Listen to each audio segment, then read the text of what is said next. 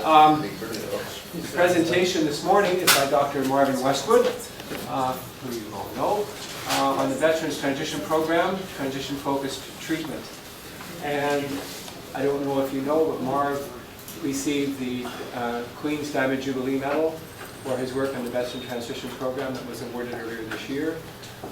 It's a program that has received funding from initially the BC Legion, now from the federal government as well. Also interest in this from the military in the United States and in Australia. So very interested to hear what you have to say, Mark. All right, thank you, Bill. You know, I'm presenting this morning as the Veterans Transition Program, but let me contextualize it this way. My work really is in group work, and this is just one manifestation of group work. This population is a population that I started working with about 20 years ago for reasons that I think I've referred to before, following up the narrative work I did with 85 and 90-year-old World War II veterans. Before they died, they told us their stories about the war experience and how it affected their lives. And just to conclude that research project, they appreciated that we heard their stories. But as one veteran said at the end, when they stood up at the end of the project and said, "There's only one problem with your research, Westwood. It's 50 years too late. If we told our stories now, we should have had an opportunity to tell our stories about the military experience when we came home." So they kind of arm twisted me and said, whatever you do, make sure the younger vets, the younger men and women coming back, get a transition program, early arrival back into civilian life, and so that led to the development of this program. So that's how come. So I'm here doing this is a legacy from the narrative research that we did a number of years ago, and that was also funded by the federal government. So the story today of the younger men in this case is really reflective of the older men and women who we interviewed from the previous World War. Because I'm in the Counselling Psych program, which is an applied psychology program as I see it, I think our responsibility is not only to teach, but also to research that has social impact. And I think we've done that, so let me explain it now. Okay, the goals of the program are there.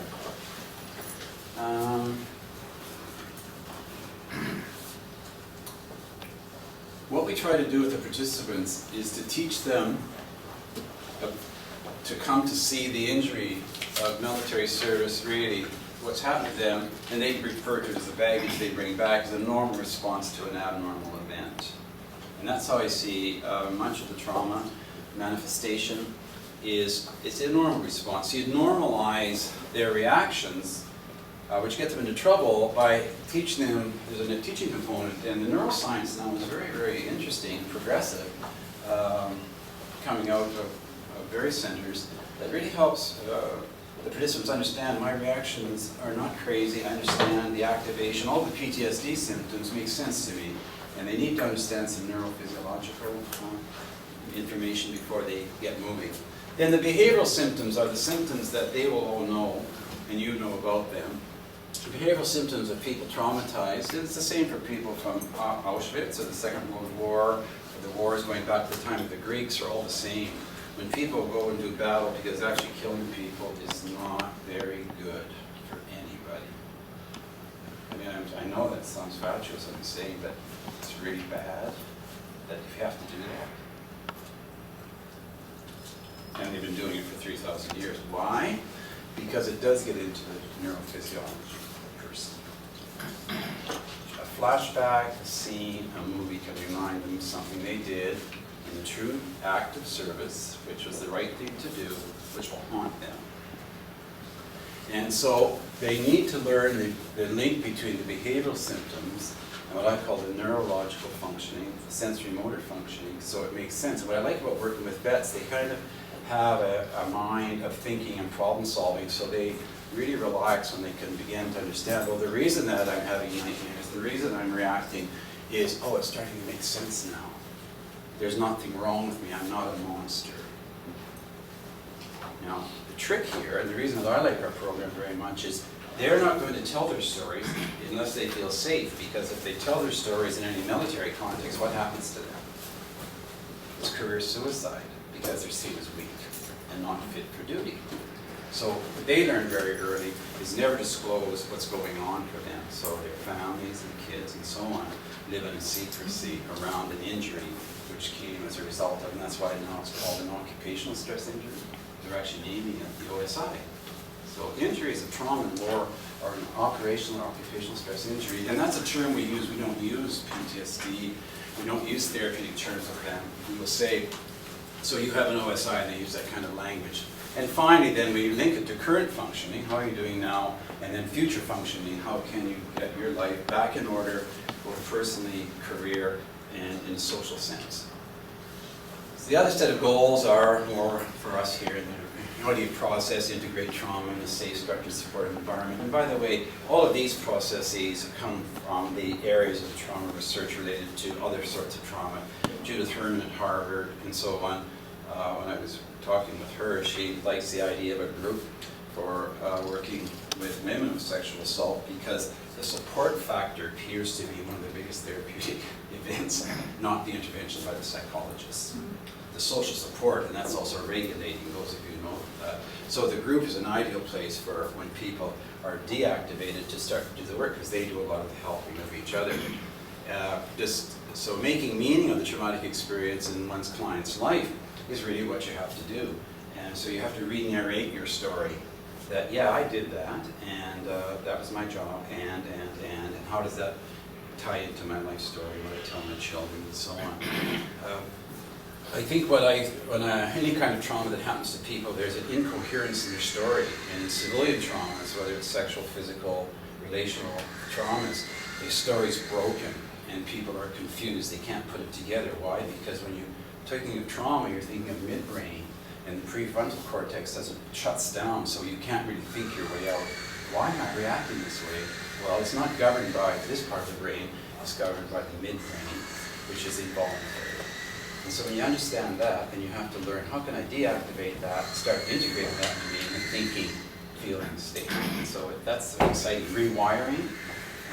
The term that they're using now, Van der Kolk even talks about it in trauma, because trauma is about the body, it's what they say, what fires together, wires together. And so from a therapeutic model, what we try to do is rewire. You know what I mean? So we put, if in classical conditioning, we put in the most terrifying memory situation a very stable, self-regulated, supportive environment. And over time, when they're there long enough, what you get is through classical conditioning, you get a different relationship between stimulus and response. So what was previously fearful is now responded with just a memory and relaxation. The metaphor they use when they come out the other end is that, yeah, I remember what happened to me, but it's not like a video running in my head anymore, it's just more like a photograph. And I think that's for those who are doing narrative work, you understand that.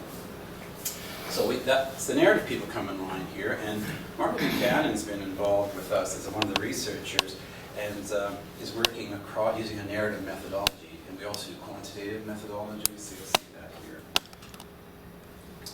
The program, I want to get down to it, how do we do it? Well, if you're working with a group of people, it doesn't matter what people, this is just vets, but any group of people who are traumatized and use a group-based approach, you have to build a really good, safe group. So you use a retreat site. So we have retreat sites that we go to. So there's phase 4, there's phase 1, 2, and 3. They go to retreat for 4 days, 1 month between, 4 days, 1 month between, and then a 2-day consolidation.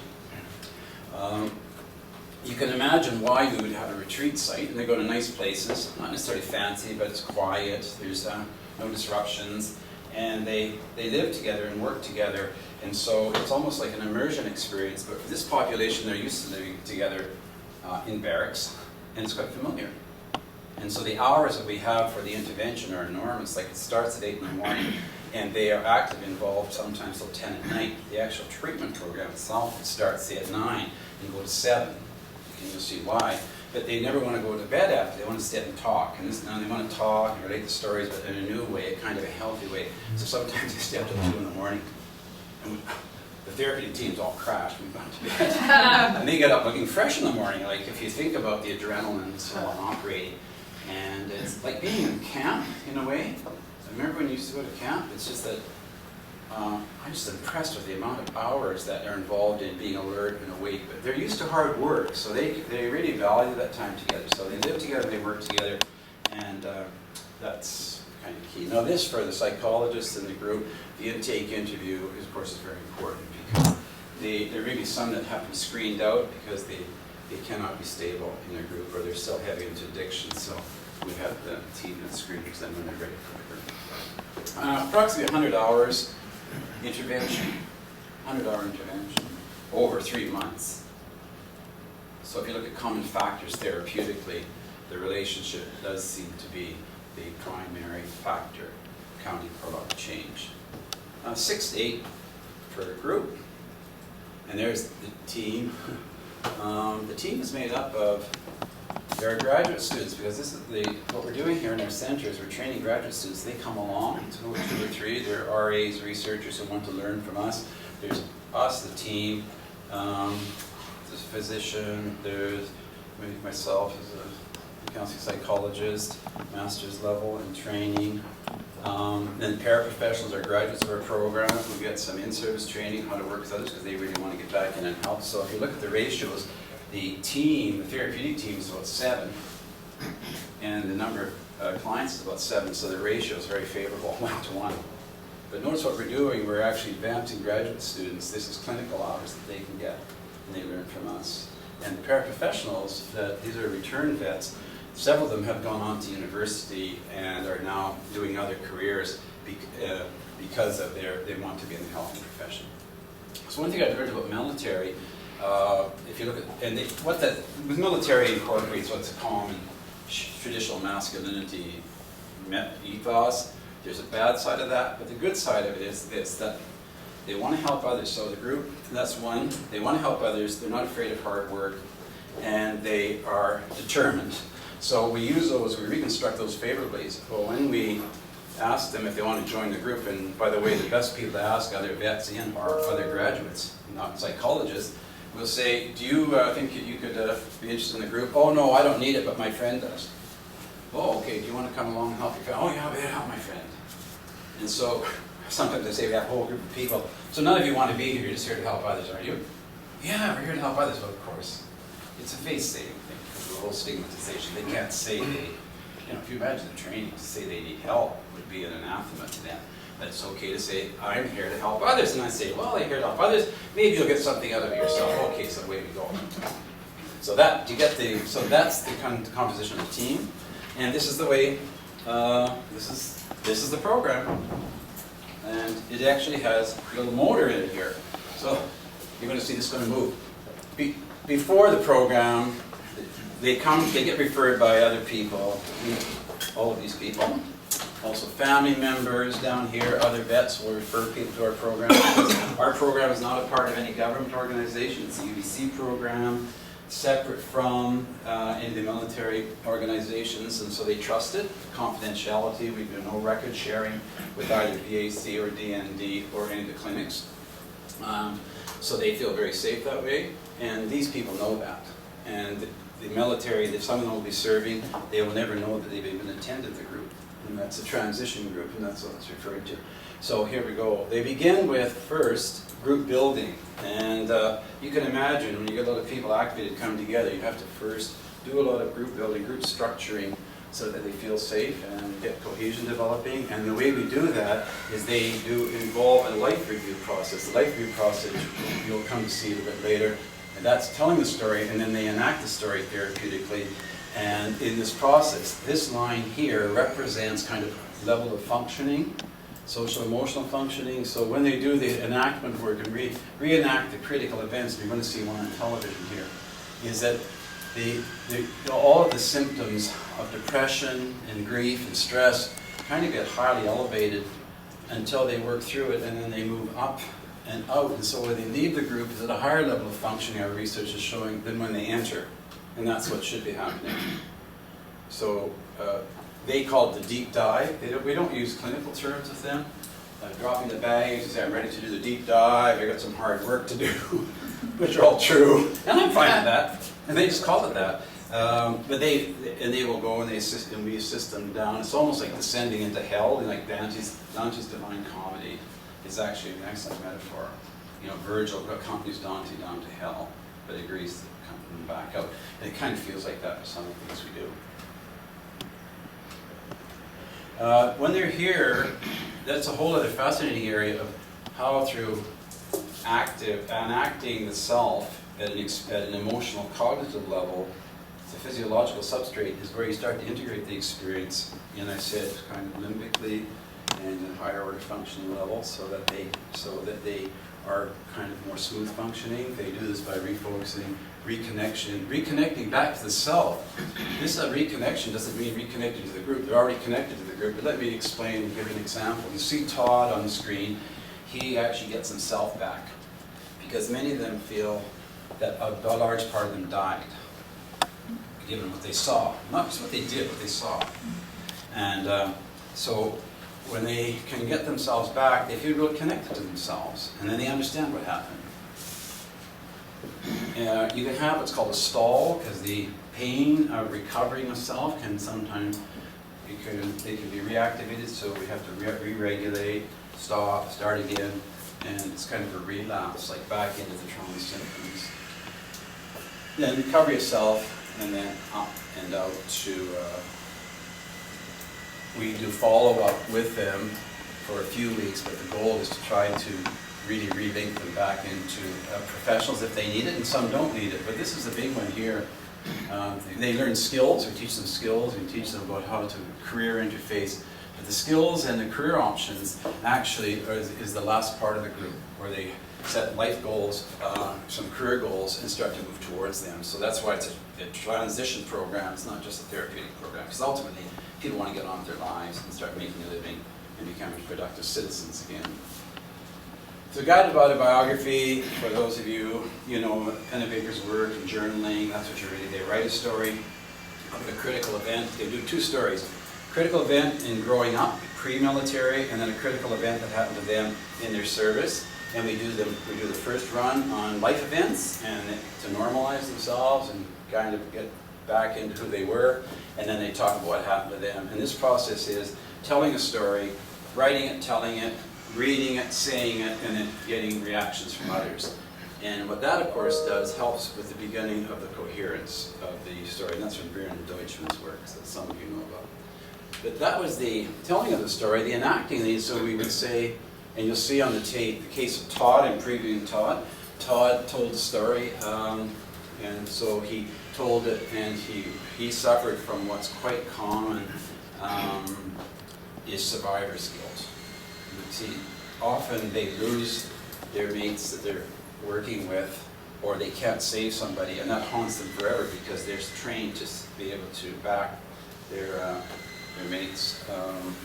And when they can't or they die, they feel awful. In fact, some of them kill themselves because they shouldn't live.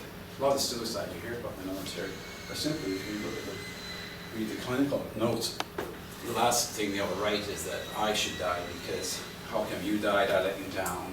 It's all part of that influx. So what we do is try to intercept, break into that, and have them then bring that person back who they need to talk to or say goodbye. It could be a child that they couldn't save in a concentration camp, or someone they served with. So they reenact the story they told, which involves, of course, a re-experiencing at a highly emotional body level with a lot of grieving, and then rethinking. So it's an experiential approach. This model is experiential, and these are the domains that it's a multiple systems model we use.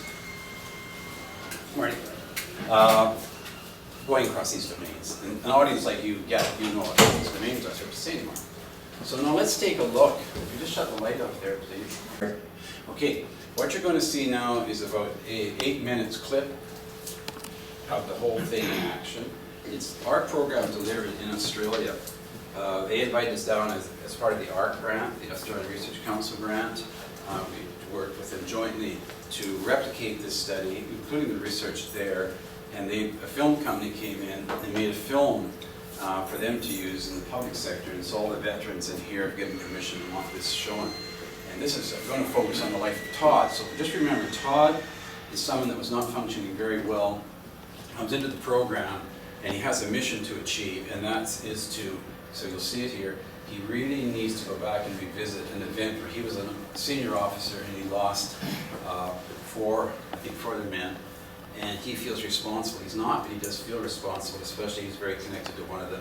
So he has these nightmares that wake him up, or he sees this guy's face all the time, and so his wife and his children kind of being estranged from him for a while because he was totally agitated, and all the meds and everything weren't really doing it. So he basically had to let that go. So you'll see how it goes. And he teaches you about it. So I think great. Usually it's a retreat for a number of days. They eat together, they share dorms, which are like barracks. They have downtime where they actually end up talking till 2 in the morning. The soldiers know how to help soldiers. So we take advantage of that. It's like a rebuilding of a community. So it's a group-based intervention where there's a lot of support from them and from us, the professional team. Okay, so Todd, we just leave the chairs where they are. As you know, we start by getting up and walking, moving, getting mobilized, because often when we're walking and talking, it's a little easier to kind of regulate ourselves. Military people are already action trained. So the best therapeutic correction wouldn't be sitting and talking. That would feel awkward, uncomfortable, and they wouldn't probably trust it as much. This is Chris, the guy we heard about before. So what we do is we recreate scenes and moments from their past through action methods. Often they've lost buddies who've been killed in action. They never got to say goodbye to them. They will choose someone to be that person. We'll talk to them and say goodbye and release a lot of the grieving that they need to do. Their eyes closed now? Yeah, his eyes are closed. He's unconscious. We were barely keeping him alive. When people are in the middle of reenacting a very stressful event, thoughts aren't very clear, they have a lot of emotion, and they know they want to say something, but they can't think of the words. But we know from our own research that there's certain things that have to be said at certain critical recovery moments, which are very simple and straightforward, but they have to say it. I'm aware that Chris is barely alive. He's still unconscious. And then I am feeling helpless. So what we would do is we would lead him with a sentence of what I need to say to you is, and if he doesn't know what to say, I'm so sorry. But because we know him and we know the context, we have an understanding of what it is he needs to say.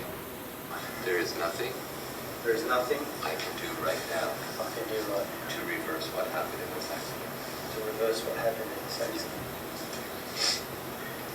Men in our country are socialized to not share emotions. It's unmanly, but they soon discover that their way back for recovery and healing is to do just the very thing they're taught not to. I was there when they conducted the autopsy on you. I had to be there to protect you, to guard you. And I wanted to do it so your family knew that you were not alone. And I did that. And I did that for you.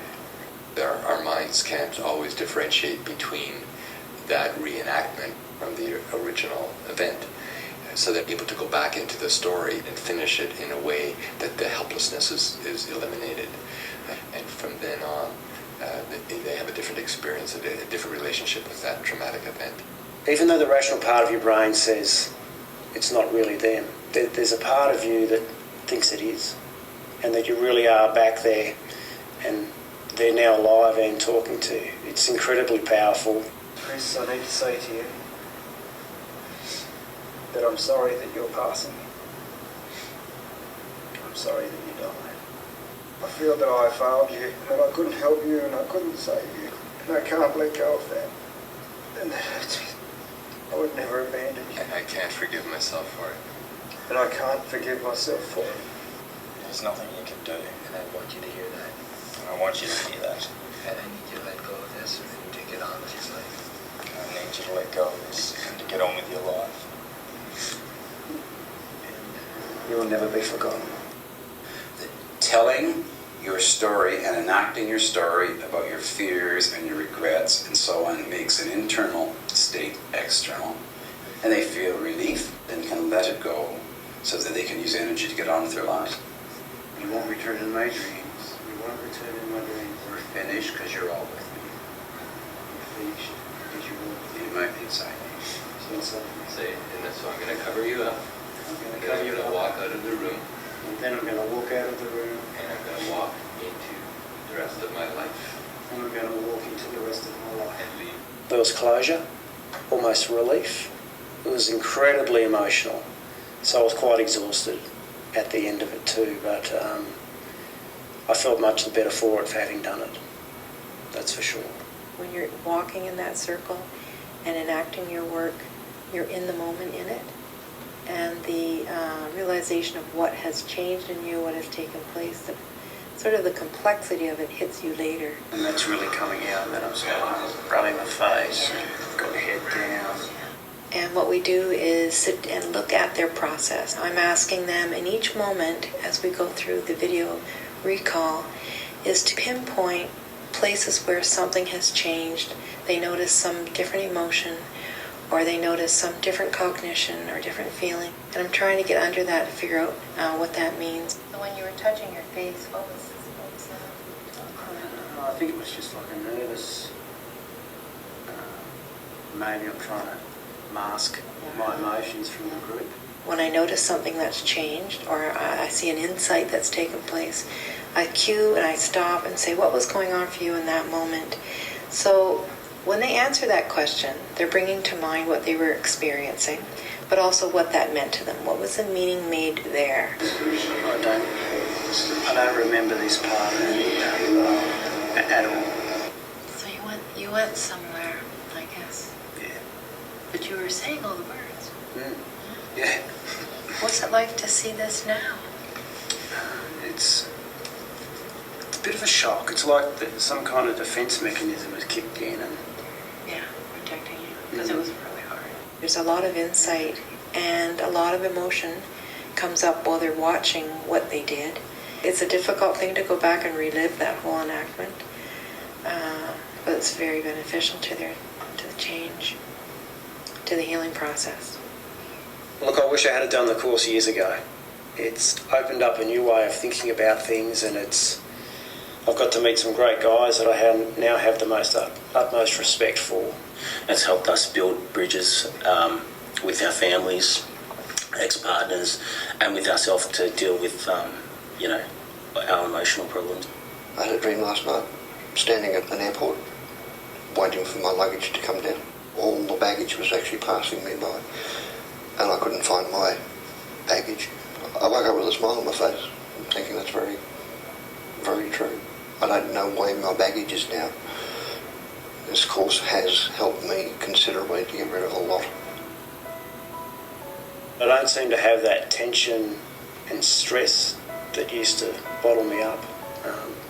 I've had a huge release of emotions. I know I'm not out of the woods yet, there's still a long way to go, but I've been given a bit more hope and a lot more optimism about the future, so I'm now keen to move forward and get on with my life.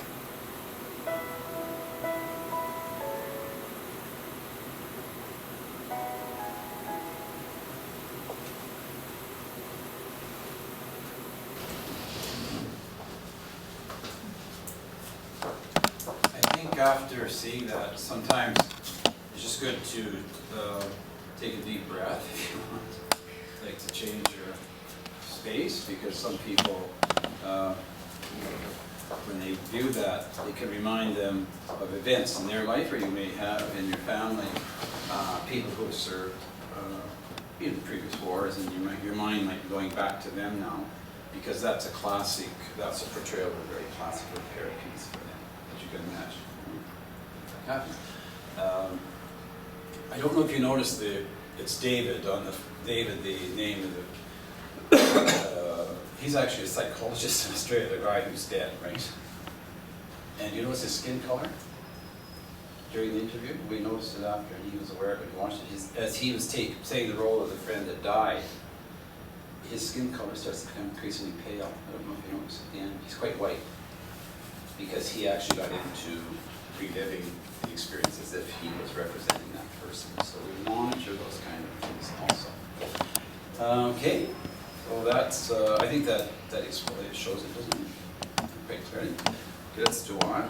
Now, shifting the focus a bit, we have a couple of research projects going on, and Dan Cox and myself and the RAs and some other people have been following these people, and what we're trying to get is a look at change over 3 months, pre, post, and follow-up in depression.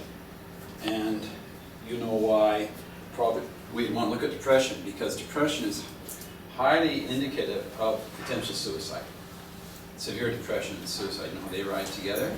And there's a lot of literature about suicidality among returning vets. And my view is that suicide is really just an act of stopping the pain for them. And they normally wouldn't kill themselves if they were normal functioning. But with a severe depression, you have disorganized thought. And so that's what even Health Canada, the military is very concerned about now, and they're helping us look at if you can look at depression as a perhaps predictor of potential suicide risk, then that's where we want to go. So we could do that with conventional measures like the DDI. So let's just look at this.